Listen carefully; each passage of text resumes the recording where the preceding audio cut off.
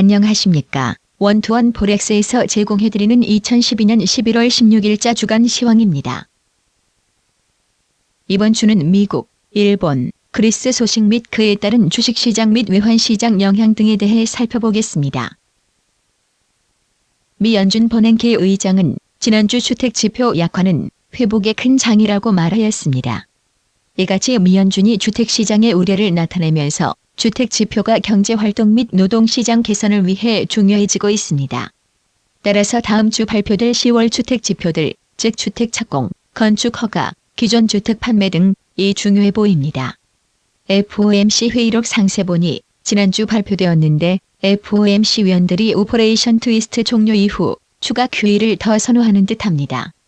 추가 QE가 시장에 미치는 영향은 달러 약세, 미국채 수익률 하락 및 주식시장 강세로 이어집니다. 그러나 미국 재정 절벽, 유로 부채 위기 등 중요한 위험이 존재하고 있음을 주지해야 합니다. 이들 중 재정 절벽 협상이 지난 금요일 시작되었습니다.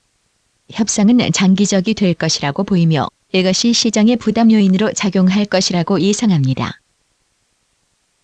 일본 중앙은행은 2일의 회의를 마치는 화요일 즉 11월 20일에 금리 정책을 발표합니다. 중앙은행이 이번에는 잠시 쉬어가며 다음 달에 자산 매수 확대를 재개할 것으로 보고 있습니다. 12월 16일 선거에서 야당 당수인 신조 아베가 승리할 것으로 예상되고 있으며 아베는 디플레이션이 끝날 때까지 바지의 무제한 통화 완화와 같은 대담한 통화 정책을 요구해왔습니다.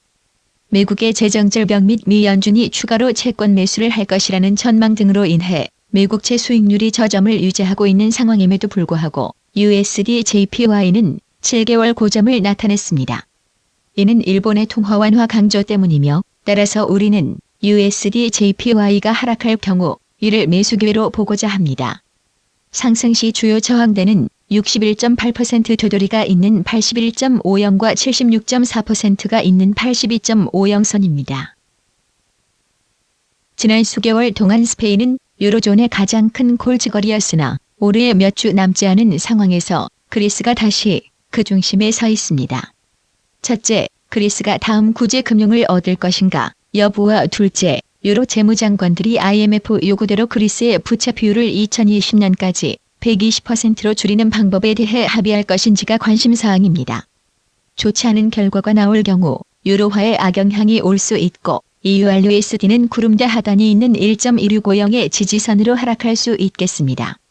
끝이 없어 보이는 유로존 부채 문제가 저성장과 맞물려 있습니다.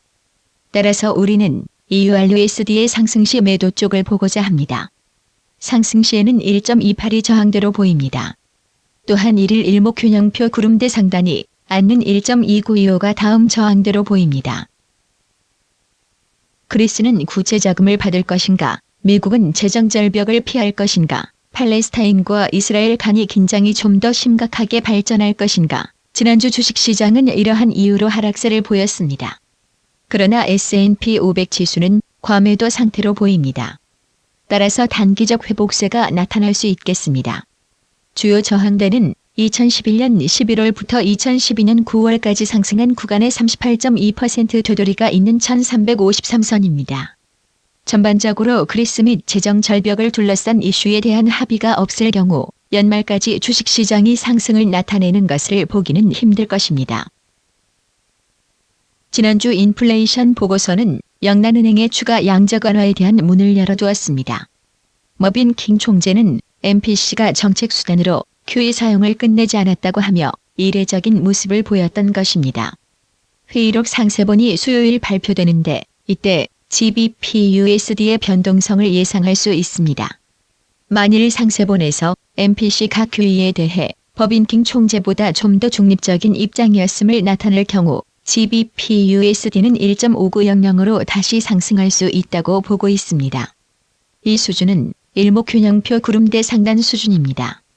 그 다음은 1.5950으로 갈 수 있겠습니다. 다음 주 주요 경기 지표 발표에 대해 말씀드리겠습니다. 빨간색 글자체는 중요도가 높은 경기 지표를 표시하고 있습니다. 다음 주에는 주 초반 일본 중앙은행 회의 및 미국의 주택시장 지표 발표 시 시장 변동성에 대비하시기 바랍니다. 이상으로 이번 주 주간 시황을 마치겠습니다. 감사합니다.